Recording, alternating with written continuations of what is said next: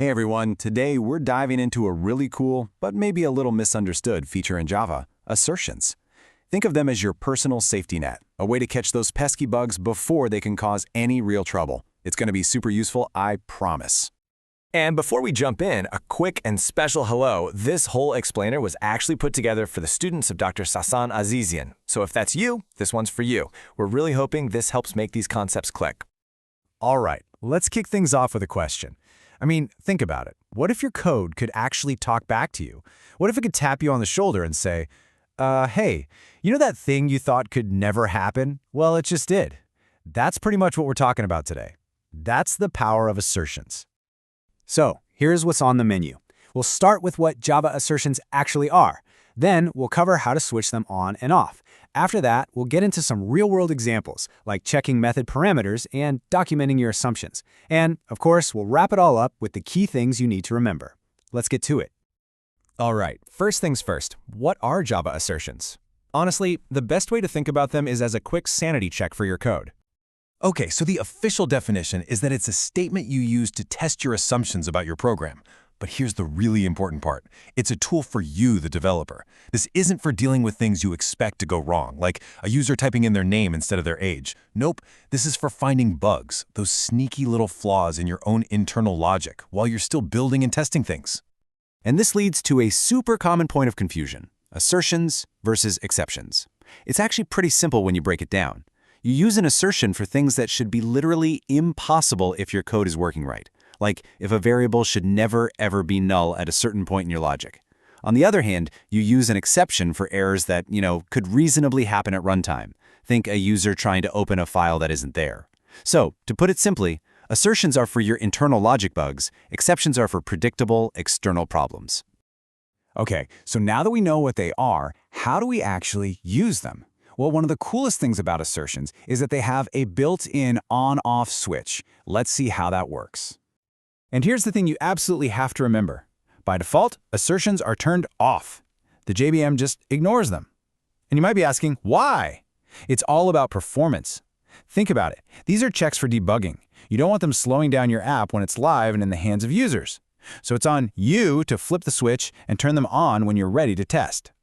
The good news is, turning them on is super easy. You compile your code the same way you always do with Java, but when you run it, you just add one little thing. The -EA flag. That stands for Enable Assertions. And poof, just like that, you've told the JVM, hey, start paying attention to all those assert statements I wrote. It's that simple.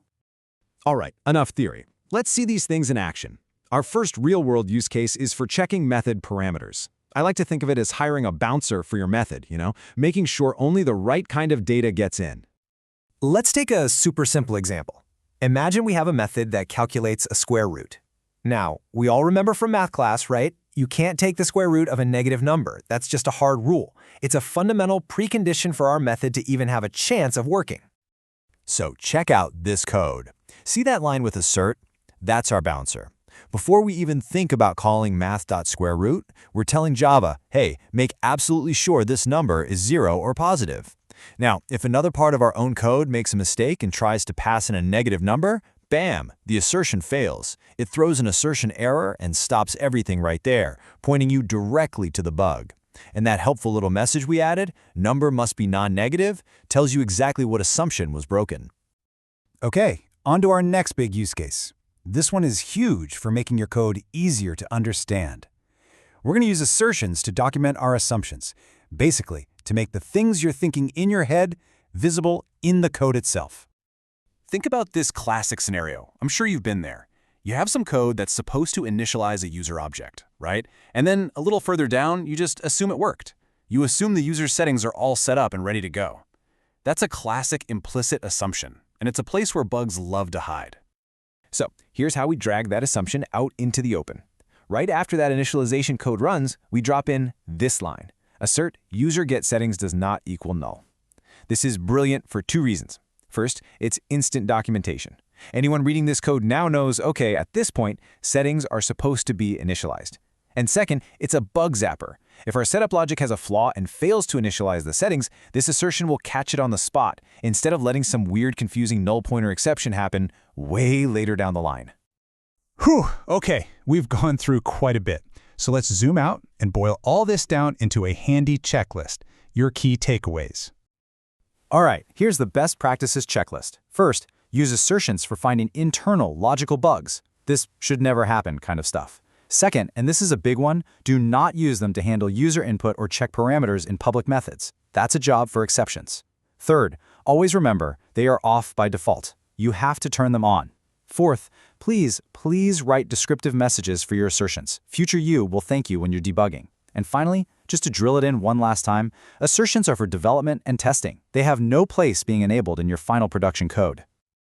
And that's a wrap. So I'll leave you with a little challenge. Think about some code you're working on right now. I guarantee there's an assumption you're making, something you just know is true at a certain point. What is it? And could you turn that assumption into an assertion right now? It's a small change that can make your code so much stronger. Thanks so much for joining me.